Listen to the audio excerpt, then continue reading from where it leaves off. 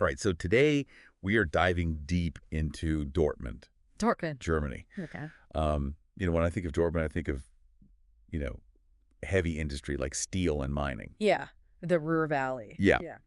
exactly. But it turns out that they are reinventing themselves and their economy crazy fast. Yeah, it's actually incredible when you look at it. It's this city known for heavy industry, and it's transforming itself into this hub for technology and logistics. Huh. It's really interesting. And this is backed up by data, right? Yeah, absolutely. Like hard numbers. So there's this ranking called the Standardranking Deutschland. Okay. And basically, it's a report card that grades German cities on their attractiveness for businesses. Okay. And Dortmund snagged the 15th spot nationwide, Wow. which is very impressive. Yeah, that's a big deal. It is. So what is it that's driving this, surge in popularity? What's going on? Well, one thing is that businesses from around the world are really starting to pick up on Dortmund's potential. Germany has this really strong reputation for its middle-stand companies, Right. which are like the backbone of their economy. I've heard of them, yeah? Yeah, so these are often smaller, family-run businesses, but they're known for their specialized skills and their long-term stability. Right, like the hidden champions of German industry. Exactly. Yeah. And Dortmund has a ton of them. Oh, wow. Yeah, they have a very high concentration of these middle-stand powerhouses. Okay. In fact, they rank 13th nationwide. Wow. So Dortmund is like a haven for middle-stand companies. It seems that way. No wonder international investors are interested. Exactly. And it's not just the middle stand attracting attention. Okay. If you look at it, Dortmund ranks 19th in all of Germany for companies with foreign ownership. Wow. Which is a lot. Yeah, that's huge. So global players are seeing what's happening in Dortmund and they're setting up shop. Do we have any, big names we can talk about? Yeah, absolutely. One example is Balkan GmbH, Okay. which is a huge player in the construction materials industry. Okay. And they're owned by Blackstone, Wow. which is an American investment firm. Okay. So clearly Dortmund's appeal stretches far beyond Germany's borders. Yeah, it seems like Dortmund is such a chameleon adapting and evolving from, heavy industry to this high-tech haven. Yeah. Who knew? It's really interesting. With all this economic activity, I do have to ask, what about the cost of living? Is Dortmund still affordable? Mm-hmm. So with all this Dortmund buzz we've been talking about, is it actually affordable to live there? Right. What's going on in the housing market? Well, Dortmund's not immune to the rising rents that we're seeing all over Germany. Right. According to Immo Scout 24, Okay. the average rent per square meter in Dortmund hit 8.21 Okay. in the third quarter of 2024. And how does that compare to last year? So that figure represents a 4.7% increase from the same time last year. Okay. So a little bit of a jump. Yeah, a bit of a jump. But I imagine it's different in different areas, right? Oh, yeah. Averages don't tell the whole story. Right. Some areas are definitely more expensive. So where are those really trendy districts? Where is it really heating up? So two that come to mind are Herta and Hamburg.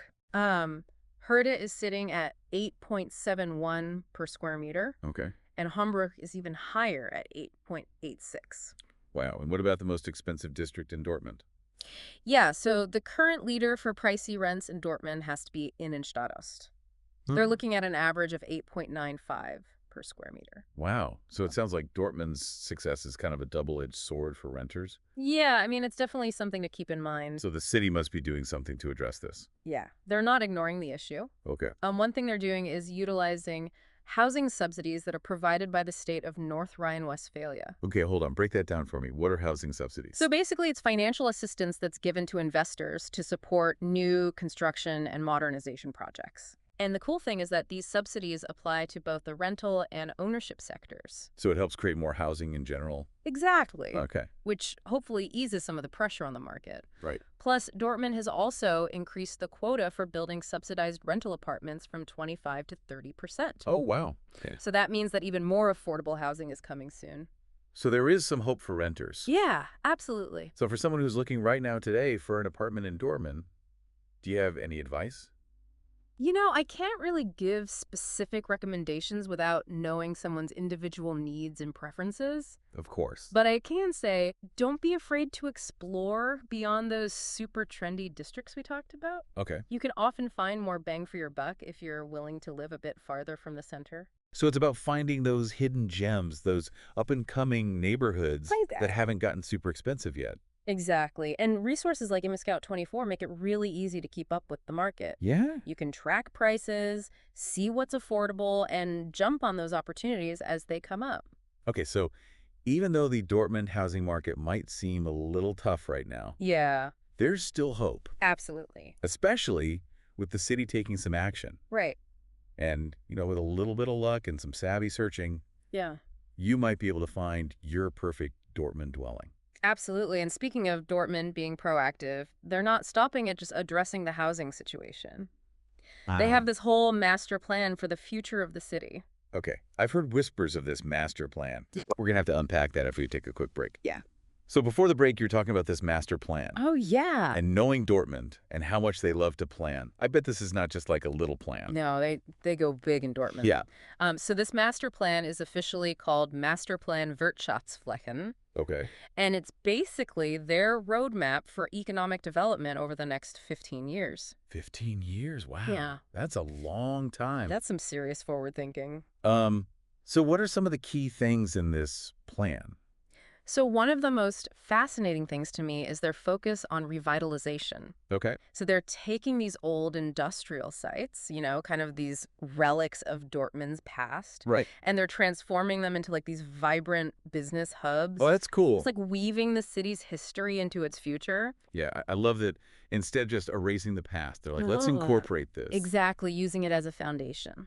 So what kind of businesses are moving into these like revitalized areas? So they've got big plans for logistics. Okay. Areas like Kraftwerk Nepper Westfalenhut. Yeah. A few others are really being prepped to become like these major logistics hubs. Okay. And then for technology, you've got Technology Park Weissesfeld, the expansion of Technology Park east of Overhofstrasse and Phoenix West. Wow. These are the spots for tech in Dortmund. Wow. It's really cool how they're like repurposing all these different areas. Yeah, it's very strategic. And what about like offices and workshops and, more traditional businesses? What about them? Yeah, so they haven't forgotten about those businesses either. You know, the master plan has space for them. Boulevard B1, Phoenix Os locations along city access roads Okay. within the city center. Okay. And then for the trades and crafts, those businesses that have always been a part of Dortmund, Right. they're making sure they have room to grow primarily on former industrial land. So it's really well-rounded. Like they thought of everything. Yeah, it's very comprehensive. I'm really impressed with this master plan. It's very detailed. And what's really interesting is that this isn't new for Dortmund. This whole strategic approach to planning, Really? this goes way back to the 1930s. Wow. So they've been doing this for a long time. So they know what they're doing. They know what they're doing. So we've got this city on the rise. They've got a vision for the future. Yeah, But it's not just, like you said, this plan. It's the people. absolutely. What is it about Dortmund that's making all this change possible? I think it's their spirit of collaboration. Okay. You see this amazing synergy between the city, government, private businesses, and research institutions. Wow. They're all working together That's amazing. towards this shared vision. Do we have any examples of that, like in action? Yeah, absolutely. So there's this initiative called the Dortmund Project. Yep. And this brings together key players from IT microsystems, technology, and logistics. Okay. And it's really helping to create this thriving ecosystem for innovation and growth. So they're not just like helping businesses, they're helping them work together. Exactly, fostering that collaboration. Oh, that's great. And then there's the Technology Park Dortmund, which is a testament to their dedication to tech. Its success and its expansion plans really show how committed Dortmund is to innovation. And we can't forget about those culinary innovations. Oh, yes. I mean, Dortmund is not just about like, technology and logistics. They've got the food too. Exactly. They're supporting all kinds of creativity. Yeah. The Geschmack Stellente competition is a great example of that. Okay. It encourages aspiring food entrepreneurs to come up with new and exciting culinary concepts. So Dortmund is like a very well-rounded, interesting place. Absolutely. They've got it all going on. It seems that way. Well, this has been such a fascinating deep dive into Dortmund. Yeah, it really has. It seems like they're a city on the move, embracing change Yeah, and shaping their own future. absolutely. I love it. Me too.